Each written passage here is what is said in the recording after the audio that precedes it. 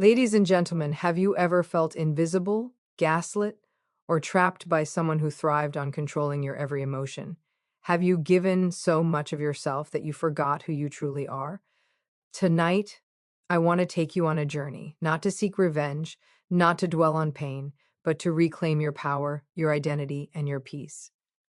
I want to show you how to transform the wounds they left into a force so strong, so undeniable, that your freedom, your growth, and your purpose become the message they can never erase. Stay with me, because this is the path to unstoppable strength.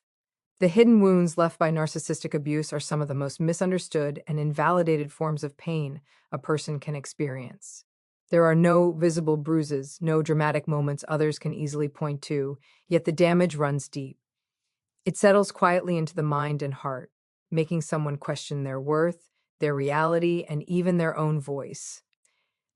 This kind of pain doesn't scream for attention, it whispers, and that is why it is so often overlooked. When someone is manipulated, gaslighted, and emotionally dismissed over time, the injury becomes internal. You may find yourself replaying conversations long after they end, wondering what you did wrong, or apologizing for emotions you had every right to feel.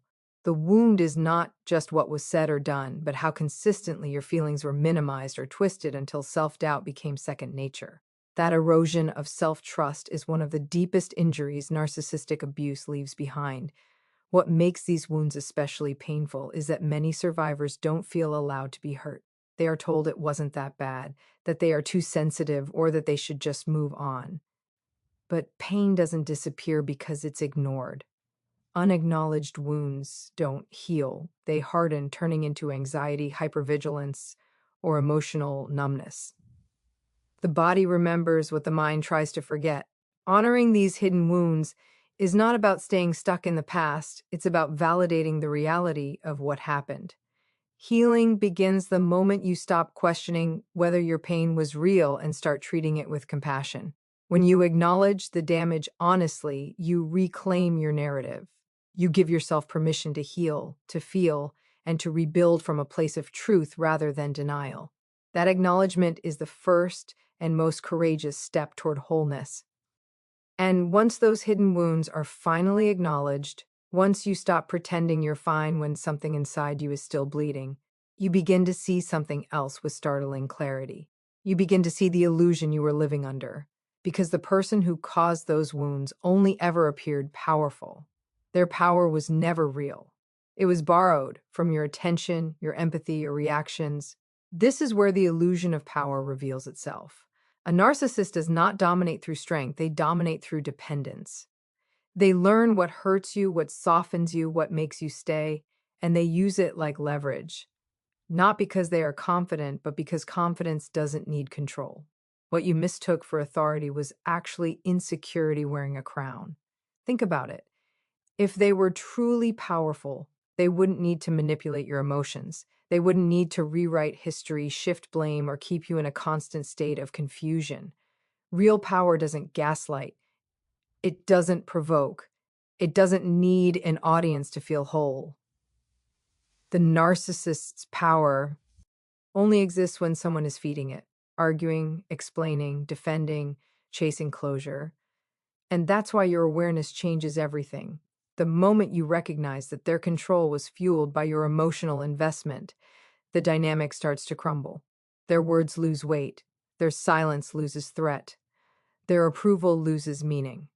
You stop reacting, and suddenly the person who once seemed so dominant starts to look fragile, restless, exposed. This is not about demeaning them, it's about seeing clearly. When you understand that their sense of power depended on keeping you unsure of yourself, you reclaim something priceless, your autonomy. You no longer measure yourself by their moods or moods disguised as truth. The illusion breaks when you stop participating in it. And when it does, the balance shifts quietly but profoundly, because the power they thought they had was never theirs. It was yours all along. And when that illusion finally shatters, when you see that their power only existed because you kept engaging, it awakens a very human urge, a desire to make them feel what you felt, to balance the scales, to return the pain word for word, wound for wound. That urge is understandable. It comes from a place of justice, not cruelty. But this is where the deepest lesson begins. Pain is not healed by passing it on. Revenge feels powerful in the imagination, but in reality, it chains you to the very person you're trying to escape. Every act of retaliation keeps them emotionally relevant. Every attempt to win keeps the conversation going inside your head. And that is exactly where a narcissist wants to live. Inside your emotional space, still pulling strings. Here's the truth most people don't tell you. Hurting them the way they hurt you doesn't make you free. It only makes you familiar with their language. And you didn't survive all that confusion just to become fluent in cruelty. When you choose revenge, you may get a moment of satisfaction, but you also give them proof that they still matter, that they can still provoke you, that they still have access. And access is the currency they value most. Strength shows up differently. It shows up when you resist the urge to explain yourself one last time, when you walk away without slamming the door, when you let go of the fantasy that they'll finally understand if you just say the right thing. They won't. And that's not your failure, it's their limitation. True power is choosing not to mirror the harm that wounded you. It's deciding that your healing matters more than their discomfort. Because the opposite of love is not hate, it's indifference. And indifference is born not from bitterness, but from clarity. When you stop trying to hurt them back, you stop orbiting around them altogether. And that quiet decision to move forward without malice is where your freedom actually begins. And once you choose not to retaliate, once you step out of that exhausting orbit, you're left with a powerful cue.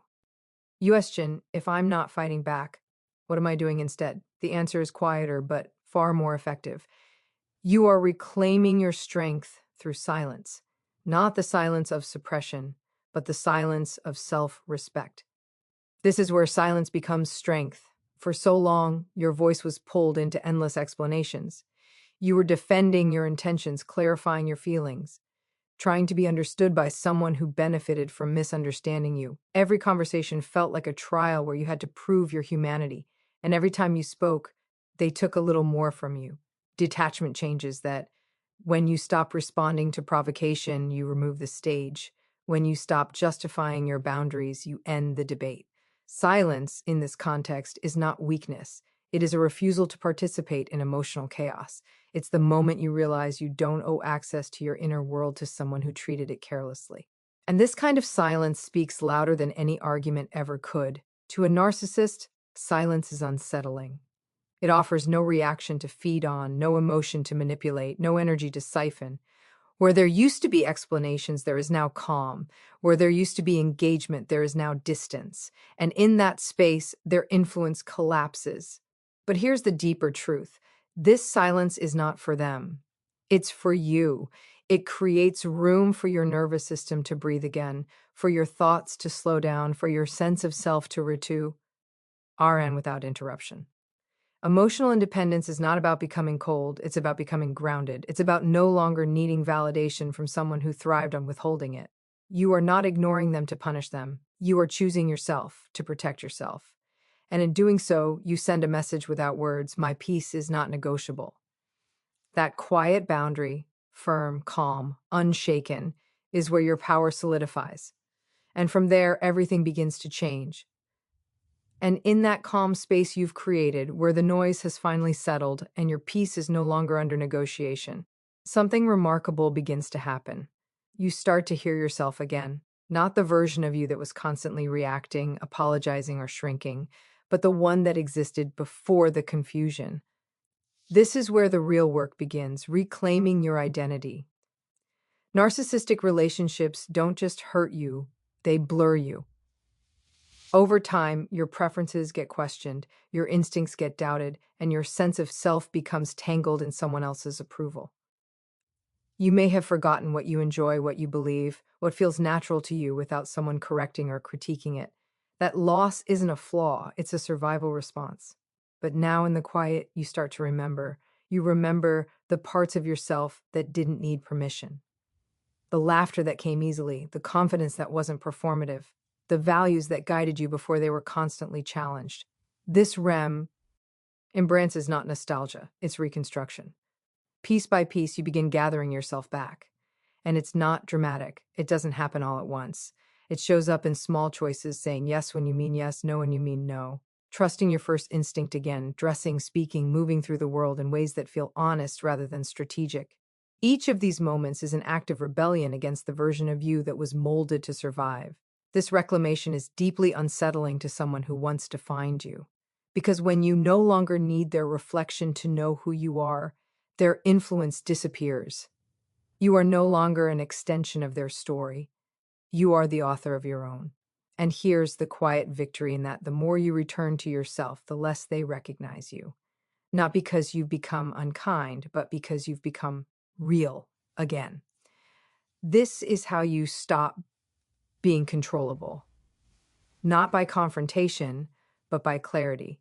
And with every step back into yourself, you move further away from the past and closer to the life that was always meant to be yours. And as you step more fully into who you are again, clearer, steadier, no longer seeking permission, you begin to understand something essential. Identity without protection is fragile. Reclaiming yourself is powerful, but sustaining that self requires boundaries, not walls built from anger, but lines drawn from self-respect. This is where boundaries become your language. For so long, you were taught, directly or indirectly, that your limits were negotiable. That love meant flexibility, endurance, sacrifice at your own expense. Each time you bent to keep the peace, a boundary dissolved. Each time you explained why something hurt, hoping for empathy, you unknowingly invited debate, and the more you explained, the less you were heard. Now something shifts. You stop over-explaining, you stop seeking agreement, you stop waiting for understanding before honoring your needs. A boundary no longer comes with a backstory. It comes with a decision, and that decision speaks louder than any emotional plea ever could. When you say, "This doesn't work for me," and mean it, you reclaim authority over your life. When you choose distance instead of argument, consistency instead of confrontation, you communicate your worth without raising your voice. Boundaries are not punishments, they are instructions. They teach people how to treat you or how far they are allowed to go. To someone who once thrived on crossing lines, this feels jarring. The rules have changed and they were not consulted. There is no opening to manipulate, no loophole to exploit, just calm firmness repeated as needed. And here's the quiet empowerment in that. Boundaries free you from needing others to change. You no longer manage someone else's behavior. You manage your own response. That shift restores your energy, your focus, your sense of control. You are not closing yourself off from life. You are defining where life is allowed to meet you. And in doing so, you protect the self you worked so hard to reclaim. And once those boundaries are firmly in place, once your life is no longer open for emotional negotiation, something unexpected happens. The chaos quiets, the drama fades, and in that stillness, a new force emerges. Not anger, not resentment, but indifference. And this is where the balance truly shifts. Indifference is not coldness, it's freedom. When you no longer feel the urge to explain yourself, to defend your choices, or to monitor their reactions, you step into a level of detachment that is deeply unsettling to someone who once depended on your emotional availability. A narcissist feeds on intensity, love, anger, fear, even disappointment. All of it confirms relevance. But indifference offers nothing to hold on to. You stop checking for their response. You stop wondering if they regret it. You stop hoping they finally understand. And without realizing it, you've removed the fuel. This doesn't happen overnight. Indifference is earned through grief, reflection, and self-respect. It's the natural outcome of choosing yourself again and again until your nervous system learns it is safe to let go. What once felt urgent now feels distant. What once consumed your thoughts now barely registers. To someone who built their sense of importance on your emotional reactions, this shift is destabilizing. Not because you are doing something to them, but because you are no longer doing some thing for them. Your energy is no longer available for extraction. And here's the quiet irony. Indifference doesn't come from trying to detach. It comes from becoming whole. When your life fills with meaning, purpose, and peace, there's simply no room left for emotional entanglement. You don't announce this shift. You don't weaponize it. You live it calmly, consistently, without explanation. And in that unspoken distance, the message is unmistakable: you no longer define me. That realization, unseen, unargued, undeniable, is often the deepest wound of all. And from that place of indifference, where your energy is no longer tethered to the past, your life begins to expand in ways you never anticipated, not loudly, not to prove anything, but steadily, unmistakably. This is where growth takes center stage, and without saying a word, it becomes a mirror held up to everything they could not face. Your healing shows. It shows in the way you carry yourself now, no longer bracing for impact. It shows in the choices you make: healthier relationships, clearer priorities, a deeper respect for your own time and emotions. You begin to build a life rooted in honesty rather than survival. And that growth, quiet as it may seem, reflects something painful back to the one who once tried to diminish you. Because growth exposes stagnation. While you are learning, evolving, and taking responsibility for your inner world, they are often repeating the same patterns, seeking the same validation, and telling the same stories with different characters. Your progress doesn't accuse them, it simply contrasts them. And contrast can be unbearable to someone who avoids self-reflection. You become living proof that change was possible, that the dysfunction wasn't inevitable, that the pain didn't have to be permanent. And that truth, reflected back without judgment, can feel more confronting than any argument ever could. But here's the most important part: your growth is not for them. It's not a performance, it's not a message, it's a return to alignment. You are no longer evolving in reaction to trauma, you are evolving in response to your own values. And the irony is this: the more grounded and fulfilled you become, the less you care who notices. Your success is no longer measured by whether it unsettles them, but by how deeply it satisfies you. Still, the mirror remains quiet, unavoidable. And in that reflection, your healing stands as a truth they cannot rewrite because it exists entirely beyond their control. And as your growth continues, steady, grounded, no longer asking for permission, you arrive at a realization that once felt impossible. You stop waiting, not in bitterness, not in defeat, but in quiet understanding. You stop waiting for an apology that may never come, for accountability that may never be taken, for recognition that may never be offered. This is where closure shifts from something you seek to something you choose. For a long time, closure felt like conversation. A moment where they would finally admit what they did, name the harm, and validate your pain. You replayed that scene in your mind, hoping it would bring peace. But slowly, you begin to see the truth. Someone who could not be honest with you then is unlikely to be honest with you now. And that realization, painful as it is, becomes freeing. Closure doesn't require their participation. It requires your permission to move forward without their understanding. It's the moment you stop measuring your healing by whether they acknowledge the damage. When you no longer need them to agree in order for your experience to be real, you give yourself what they couldn't: validation, compassion, truth. You say, "What I went through mattered." You say, "I didn't imagine." You say, "I'm allowed to let this end." And when closure comes from within, it cannot be taken away. There's no reopening of wounds through delayed messages or half-hearted apologies. No reopening of doors that cost you so much to close. You are no longer emotionally available for unfinished business. This internal closure is deeply disempowering to someone who relied on unresolved tension to maintain relevance. There is no longer a thread to pull, no emotional loose end to tug at. But more importantly, it liberates you. It allows you to carry your story without being trapped inside it. And in that freedom, you step fully into the next chapter, not because everything was explained, but because everything was finally released. And once closure lives entirely within you, once you've released the need for acknowledgement, apology, or validation, you find that the story of your pain no longer weighs you down. Instead, it becomes a source of strength, a compass, and a guide. This is where the final transformation takes root, turning the pain they caused into purpose that propels you forward. For so long, the pain defined your world. It shaped your reactions, narrowed your focus, and whispered that your worth depended on their recognition.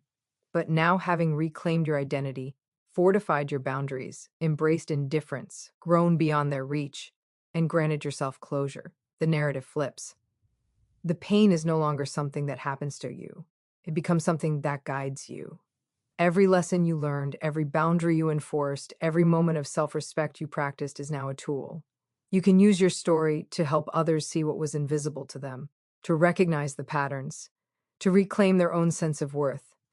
Your journey transforms from survival into leadership, not of others, but of yourself and your life. The fire that once consumed you now lights your path. Purpose doesn't erase the past, but it reframes it. Your suffering becomes testimony. Your endurance becomes inspiration. The challenges that once seemed unbearable now serve as evidence of your resilience, your capacity to heal, and your courage to rise. And in this transformation, the most profound truth emerges. You are no longer defined by what was done to you, but by what you chose to become in response.